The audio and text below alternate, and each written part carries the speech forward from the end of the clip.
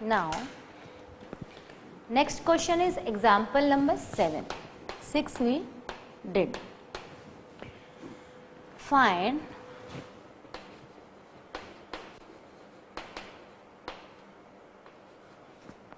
Five rational number. अब कितने निकालने हैं हमें? 5 रैशनल नंबर बिटवीन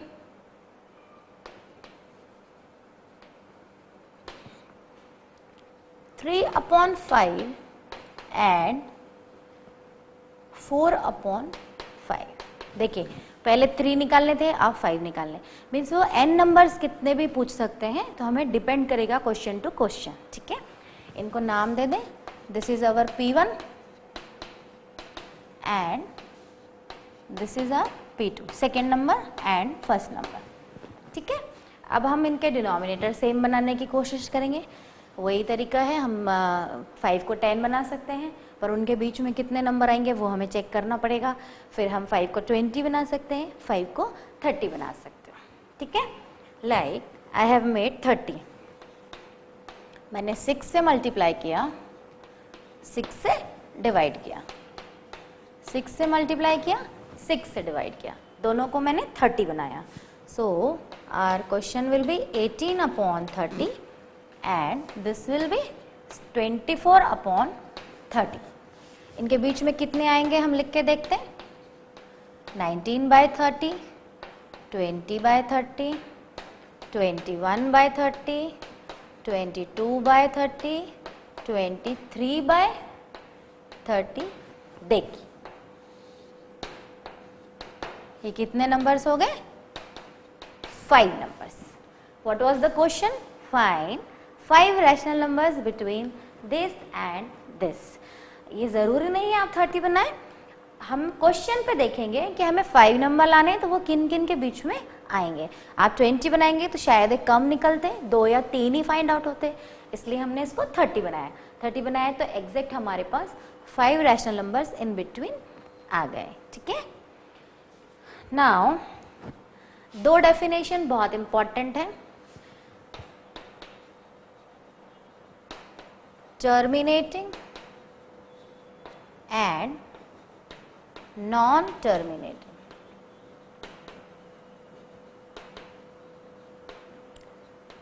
क्योंकि अब हम पढ़ने जा रहे हैं डेसिमल. उसके लिए हमें जानना जरूरी है what are the terminating terms and what are the non terminating terms. बहुत ही सिंपल है, डिवाइड हम बचपन से करते आ रहे हैं. हम सिंपल डिवीजन करके इसकी डेफिनेशन फाइंड करेंगे. Like I have 3 and I am dividing by 2. क्या होगा? 2 1 ज़ा 2, रिमाइंडर बचेगा 1. आगे सॉल्व नहीं होगा, मैं डेसिमल लगा लूँगी. 2 5 ज़ा 10. डिवाइड चला गया, कंप्लीट डिवाइड गया, रिमाइंडर 0 बचा. एक और क्वेश्चन लेते हैं कंपैरिजन करने के लिए. 3 3 ज़ा 9, रिमाइंडर बचा 1. हमने डेसिमल लगाया, इसको 10 बनाया. अगेन क्या आएगा? 3 3 ज़ा 9, 1. डेसिमल हम लगा चुके हैं तो इसे 10 बना सकते हैं. 3 3 ज़ा 9, 1. 3 3 ज़ा 9, रिमाइंडर 1. ये खत्म ही नहीं हो रहा है. Is it clear?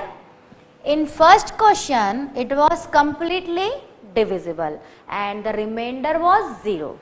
In second question it is not completing because recur होता जा रहा है.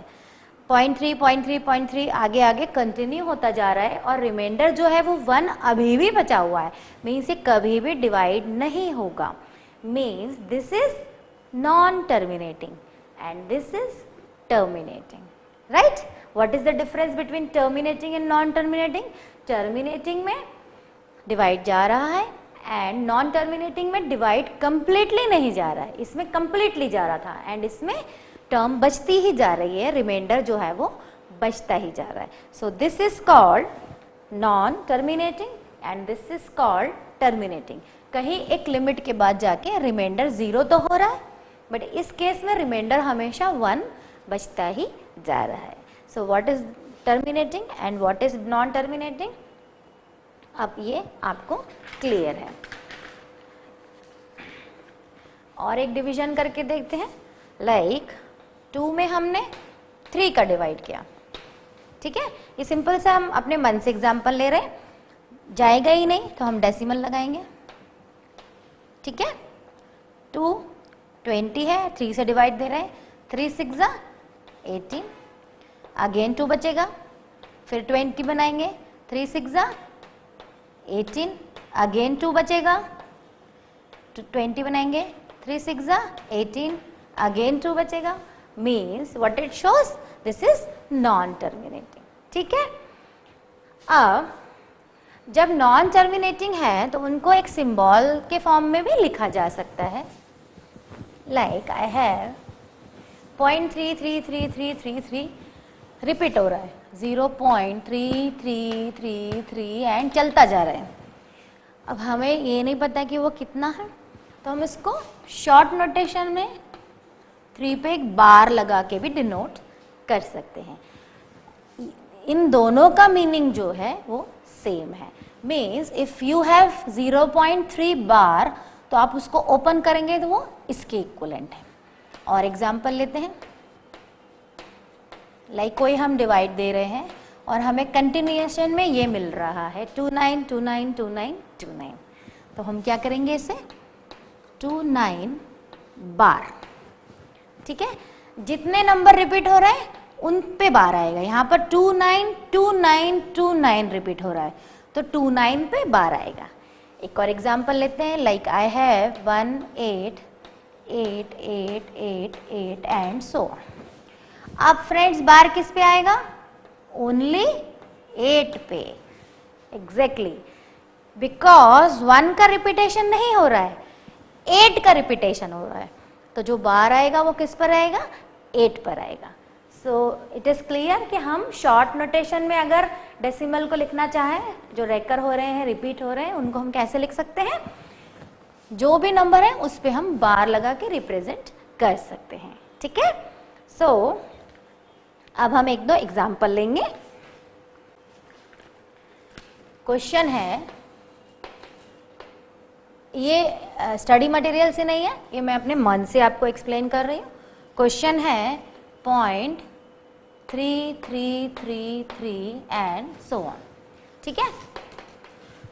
इसको हम बार में लिख लेंगे। एज आई टोल्ड यू, रेकर हो रहा है तो हम उसे बार लगा के लिख सकते हैं, ठीक है। इसको हम एक नेम दे सकते हैं, क्वेश्चन को x दे दिया, x इक्वल टू 0.3 बार लिख सकते हैं। यस, हमें इसको फ्रैक्शन के फॉर्म में कन्वर्ट करना है। क्वेश्चन ये है कि if you have 0.333 then convert into fraction, p upon q के फॉर्म में कन्वर्ट करिए। उसको कन्वर्ट करने का जो तरीका हम फॉलो करेंगे, हमने उसको एक नेमिंग दे दी x, ठीक है। अब हम 10 का मल्टीप्लाई, पहले हम x इक्वल्स टू इसको ओपन करके लिख लेंगे। अब हम 10 का दोनों तरफ मल्टीप्लाई करेंगे। उसका रीजन क्या है वो मैं आपको बताती हूँ। एंड सो ऑन, हमने दोनों तरफ 10 का मल्टीप्लाई किया। 10 का मल्टीप्लाई इसलिए किया कि हमें एक नंबर मिल जाए। अब ये ऐसा हो जाएगा, जब 10 से इसका मल्टीप्लाई होगा तो डेसिमल यहां से यहां आ जाएगा, ठीक है, सिंपल मल्टीप्लिकेशन। अब हम इसे ऐसा लिख सकते हैं 3 प्लस 0.333 एंड सो ऑन। देखिए मल्टीप्लाई करने का पर्पस क्या था कि हमने उसको 2 पार्ट में ब्रेक कर दिया है। आप देखिए कितना इंटरेस्टिंग बन गया है ये। 3 प्लस ये क्या था हमारा x, x किसके इक्वलेंट था 0.3333, तो हम उसे x लिख सकते हैं। यस, x इधर लाएंगे, कलेक्ट करेंगे x x की टर्म, यहाँ 3 बचेगा। 9x equal to 3 means x equal to 3/9। देखिए दोस्त, क्वेश्चन था 0.3333, हमें उसे कन्वर्ट करना था फ्रैक्शन फॉर्म में, and we have converted, so our answer is 3/9। अगर हम इसे क्रॉस चेक करना चाहते हैं, हम फिर से 3 में 9 का डिवाइड देके देख लेंगे, सिंपल। डिवाइड जाएगा नहीं, हम डेसिमल लगाएंगे। 9 3 ज़ा 27, रिमाइंडर इज 3।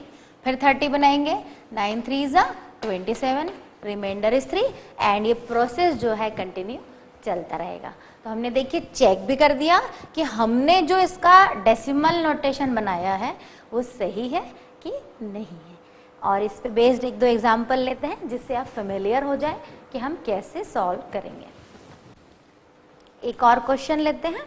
क्वेश्चन इज 0.34 ठीक है। बार जो है वो किस पे है, 3 4 दोनों पे है। वही प्रोसीजर, हम इसे नेमिंग दे देंगे और ओपन करके लिख देंगे। ऐसा लिखें और we write in this form, both are है दी सेम। ठीक है। नाउ यहाँ पर हम 10 से मल्टीप्लाई करेंगे कि 100 से, 100 से। क्यों? बिकॉज हमें दो नंबर को आगे लाना पड़ेगा। 34 पे बार है, राइट हमारा जो बार है वो 34 पे है। तो अब हमारा ये क्या हो जाएगा, 34 प्लस 0.343434 एंड सो ऑन। ठीक है। And what was it, it was x। देखिए it was our x। x collect कर लेंगे, सेम प्रोसीजर, वेरी सिंपल।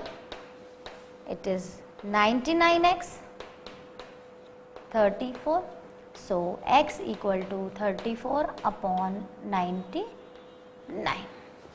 तो इसका फ्रैक्शन में रिप्रेजेंटेशन कैसा हुआ, 34 upon 99। एक और एग्जांपल और कंपैरिजन के लिए बताऊंगी मैं। क्वेश्चन इज 5.2 बार। देखिए दोस्तों, मैंने 3 अलग अलग तरीके के क्वेश्चन लिए जिससे आपको डिफरेंस समझ में आए। फर्स्ट क्वेश्चन में एक नंबर का रिपीटेशन था 0.3333। सेकेंड क्वेश्चन में मैंने 2 नंबर का रिपीटेशन लिया है एंड थर्ड क्वेश्चन में डेसिमल के आगे भी एक नंबर है एंड 1 नंबर का रिपीटेशन है। इसको मैं ओपन करूंगी, देन इट विल 5.2222। ठीक है। इसको अगर हम ओपन करके लिखेंगे 5.2222। ठीक है। नाउ इसको हमें यहाँ लाना पड़ेगा क्योंकि हमें ये वैल्यू को सेपरेट करना पड़ेगा। Simple maths. ठीक है। अब हम इसमें 10 से मल्टीप्लाई करेंगे। यहाँ पर 100 से क्यों नहीं कर रहे, क्योंकि यहाँ एक नंबर का रिपीटेशन है, तो हमें किससे मल्टीप्लाई करना पड़ेगा, 10 से, राइट। सो 10x माइनस 50, 10 का इससे भी मल्टीप्लाई हो जाएगा, 10 का इससे भी हो जाएगा। जब यहाँ पर 10 का मल्टीप्लाई होगा तो इट विल बिकम 2222, जितना आप चाहे लिख सकते हो, right. Now 10x minus 50 equals to, इसको हम 2 प्लस 0.2222 लिखते जाएंगे। 0.2222 किसके बराबर था, वो हमें यहाँ से देखना पड़ेगा। अगर हम 0.2222 की वैल्यू पता करें तो वो x माइनस 5 होगी। यहाँ मैं साइड में लिख देती हूँ। इफ फ्रॉम दिस एक्सप्रेशन अगर मुझे 0.222 की वैल्यू पता करनी है तो वो 5 इधर लाएंगे, x माइनस 5 होगी। ठीक है। So 10x minus 50 equals to 2 plus x minus 5। x collect कर लेंगे, 10x माइनस x, नंबर सारे उधर ले जाएंगे। सो 9x इक्वल टू आएगा 47, 99x, सॉरी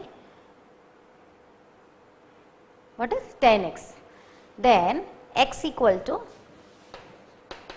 47/9। ठीक है। सो अब आगे क्वेश्चन करेंगे। x हमारा आ चुका है।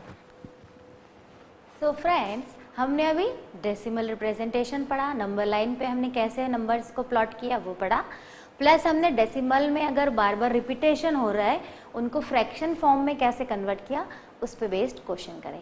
अब हम इर्रेशनल नंबर की थोड़ी बातें करेंगे, ठीक है। इर्रेशनल नंबर जैसा कि मैंने आपको बताया रूट्स के होते हैं। इर्रेशनल नंबर एग्जाम्पल्स हमने देखे जैसे √2, √3 ऐसे ठीक है। सबसे पहले हम इनका नंबर लाइन पे रिप्रेजेंटेशन कैसे करेंगे, which is very important, generally exam में आता है, how to represent √2 on number line. मैं आपके क्वेश्चन एग्जाम्पल 16 ले रही हूँ स्टडी मटेरियल का। एग्जाम्पल 16 ये हम ऑलरेडी कर चुके हैं। हमारा क्वेश्चन है हमें √2 को नंबर लाइन पे प्लॉट करना है, ठीक है, या रिप्रेजेंट करना है। उसके लिए पहले हम आपको थोड़ा सा पुराना रिकॉल करेंगे। ये राइट एंगल ट्रायंगल है, right, ABC, ABC are right angle triangle. ये क्या होता है, perpendicular, this is base and this is hypotenuse, right. इसको हम क्या बोलते हैं, हाइपोटेन्यूज। पाइथागोरस थ्योरम होती है जो कहती है हाइपोटेन्यूज का स्क्वायर, हाइपोटेन्यूज क्या है हमारे यहाँ पे, AC is always equal to perpendicular का स्क्वायर प्लस बेस का स्क्वायर। ये हमको माइंड में रख के ही रिप्रेजेंटेशन करना है। What Pythagoras theorem says, hypotenuse square is always equal to perpendicular square plus base square, but the triangle should be right angle triangle। Pythagoras जो है ओनली राइट एंगल ट्रायंगल पे ही अप्लाई होती है, ठीक है। अब हम √2 को सॉल्व करने के लिए सेम प्रोसीजर को फॉलो करेंगे। Like I have perpendicular 1 and base भी जो है वो 1 यूनिट है, इसकी मेजरमेंट 1 यूनिट है, इसकी मेजरमेंट 1 यूनिट है, मैं एज्यूम कर रही हूँ, ठीक है। तो अगर मैं यहाँ अप्लाई करूँ तो मेरी हाइपोटेन्यूज क्या निकलेगी, 1 का स्क्वायर प्लस 1 का स्क्वायर, जो किसके इक्वल आएगी, 2 के। और अगर मैं AC फाइंड करूँ तो वो होगा √2, क्योंकि स्क्वायर है तो उधर कन्वर्ट होके वो स्क्वायर रूट में कन्वर्ट हो जाएगा। So AC is our √2। Same we will represent on number line, ठीक है। दिस इज आवर O 0, मैं थोड़ा बड़ा यूनिट ले लेती हूँ 1, दिस इज 2, ठीक है। हमारा राइट एंगल ट्रायंगल है, परपेंडिकुलर भी 1 है, बेस भी 1 यूनिट है, क्लियरली दिख रहा है, स्केल पे हमने 1 यूनिट लिया है, सेम मेजरमेंट हमने ये लिया है, हमें ये फाइंड करना है। इनको नेमिंग दे दें हम, this is O, this is A and this is B। इसमें अगर हम पाइथागोरस अप्लाई करें तो हाइपोटेन्यूज क्या है, OB always equal to perpendicular square plus base square. Same जो हमने अभी राइट एंगल ट्रायंगल में वहां अप्लाई किया, यहाँ किया, नोटेशन थोड़े से चेंज है, बाकी हमने वही अप्लाई किया है। What is the value of AB, 1, क्योंकि हमने खुद ही 1 कंसीडर करी है, ठीक है। सो OB स्क्वायर जो है वो 2 आया है, then OB is equal to √2, ठीक है। तो ये वैल्यू हमारे पास आ गई, क्या आई है, what is the value of OB, it is √2। इसको रेडियस कंसीडर करते हुए हम कंस्ट्रक्शन करेंगे, ठीक है। O से B को हम रेडियस लेते हुए सर्कल बनाएंगे, वो जहां मीट करेगा, मैं कलर चेंज कर देती हूं जिससे आपको समझ में आ जाए।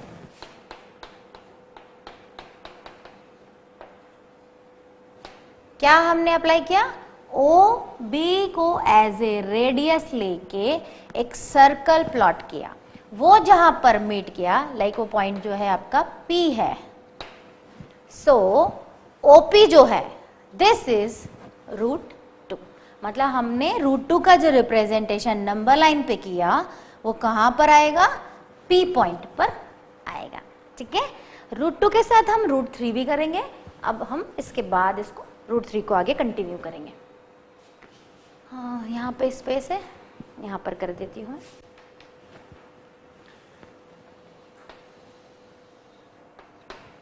यहाँ से हम ले लेते हैं, this is 0, this is 1, this is 2, this is 3। ठीक है, इस साइड का हम इसलिए नहीं ले रहे हैं कि हमें नेगेटिव से कोई लेना देना नहीं है, तो हम पॉजिटिव ही कंसीडर कर रहे हैं। राइट एंगल प्लॉट किया, this is 1 unit, this is 1 unit, naming they the, this is A, this is B।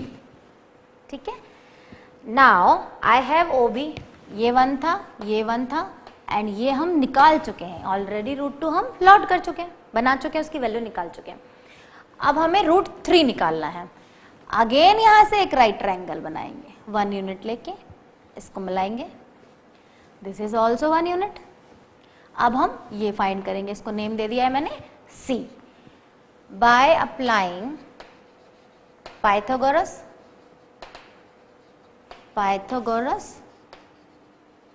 Theorem, ठीक है, we will find OC square equal to base का square means OB square plus BC square. OB क्यों है, क्योंकि हमने OB से एक right angle triangle form किया है। नाउ OB की वैल्यू क्या है हमारे पास, ऑलरेडी आ चुकी है, √2 plus BC is 1 unit, √2 square is 2 and 1, OC square हमारा क्या आया है 3, सो OC जो होगा वो क्या आएगा √3। ठीक है, अब हम √3 को रिप्रेजेंट करेंगे, हमारे पास ये जो वैल्यू है ये आ चुकी है √3। अब हम OC को एज ए रेडियस कंसीडर करके प्लॉट करेंगे सर्कल, वो जहां मीट होगा मान लीजिए वो P1 पे मीट हो रहा है, so this is our √3। √3 represent करने के लिए हमें पहले √2 बनाना पड़ेगा, क्योंकि एक एक हाइपोटेन्यूज हम निकालते जाएंगे और अकॉर्डिंगली फाइंड करते जाएंगे। लाइक अब मुझे √5 प्लॉट करना है या √7 प्लॉट करना है, तो मैं √3 तो ऑलरेडी प्लॉट कर चुकी हूँ, √3 से आगे एक और ट्रायंगल बनाऊंगी तो मेरे को √7 मिल जाएगा।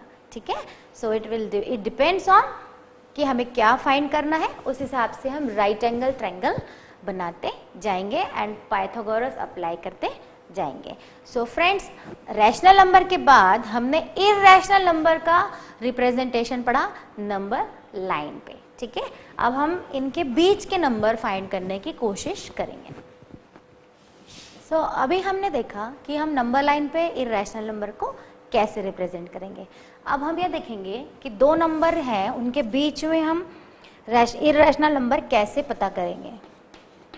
I am taking example 10. 16 we already did from study material. जैसे हमने दो रैशनल नंबर के बीच में नंबर्स निकाले, सिमिलरली हम दो नंबर्स के बीच में इर्रेशनल नंबर निकालेंगे। जैसे like find numbers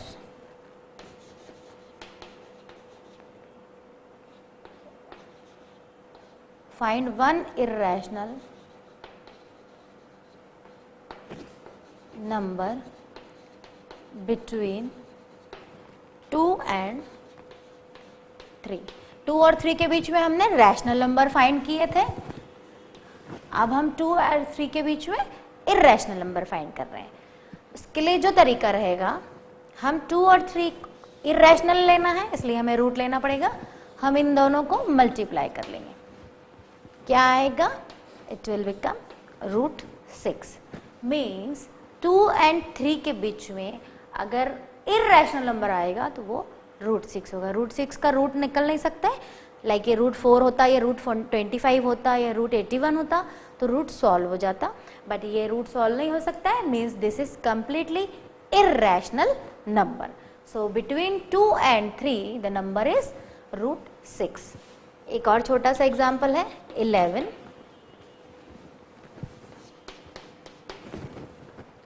11 is find, अभी एक निकाला था, अब 2 निकाल रहे हैं हम। Find 2 rational numbers, sorry irrational numbers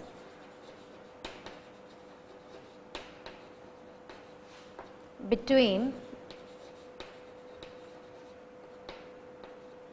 2 and 2.5। यहाँ पे क्वेश्चन में थोड़ा चेंज कर दिया, 2 and 2.5। कैसे हम करेंगे? रूट लेंगे, इन दोनों को हम मल्टीप्लाई करें।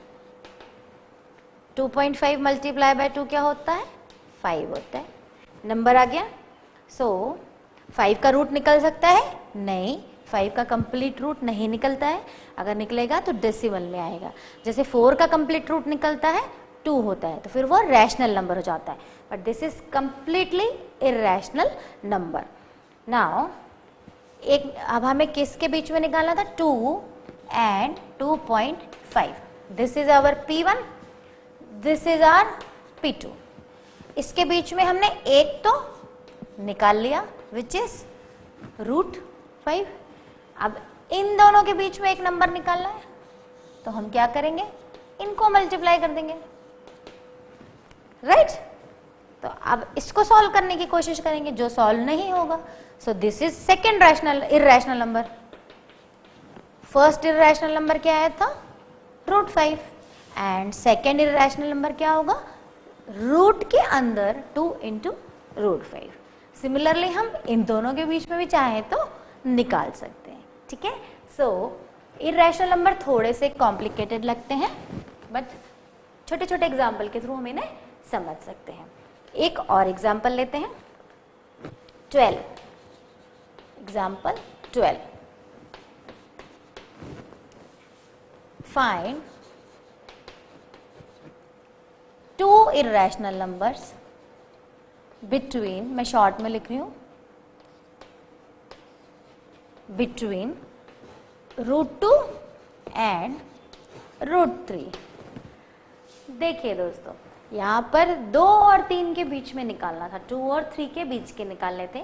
यहाँ पर हमें √2 and √3 they are already irrational. हमें इर्रेशनल नंबर फाइंड करने हैं और ये दोनों नंबर भी इर्रेशनल हैं। कोई बात नहीं, हम कैसे निकालेंगे? हम रूट लेंगे, उसमें ये दोनों नंबर डाल देंगे। दिस इज फर्स्ट, सॉरी 3, ठीक। इसको हम ओपन करने की कोशिश करेंगे। √2 multiply by √3 is equal to √6। Surds हम ऑलरेडी पढ़ चुके हैं। √2 multiply by √3 equal to √6। Now एक एक सर्ड ओपन करेंगे। फर्स्ट सर्ड ओपन हुई, हाफ हो जाएगी। अभी सेकेंड ओपन करेंगे, अंदर वाली, ये वाली सर्ड भी हमने ओपन कर दी। It is 6 to the power 1/4। Again इसे सर्ड के फॉर्म में लिख दें, आइदर दिस और दिस बोथ आर सेम। ये पावर के फॉर्म में है और ये सर्ड के फॉर्म में, बाकी दोनों का मीनिंग जो है वो सेम है, ठीक है? तो हमने एक नंबर फाइंड कर लिया। अब हमारे पास √2 and √3 के बीच में क्या आ चुका है? राइट? सेकेंड नंबर कैसे फाइंड करेंगे? इन दोनों के बीच में रूट लेंगे। एक नंबर है √2, एक नंबर है 6 और कैप में है 4। ये आगे सॉल्व होता है तो करेंगे, अदरवाइज इसे यहीं छोड़ देंगे। इर्रेशनल नंबर थोड़ा सा कॉम्प्लिकेटेड दिखते हैं, बट अगर हम स्मूथली सॉल्व करें तो इट इज सॉल्वेबल, ठीक है?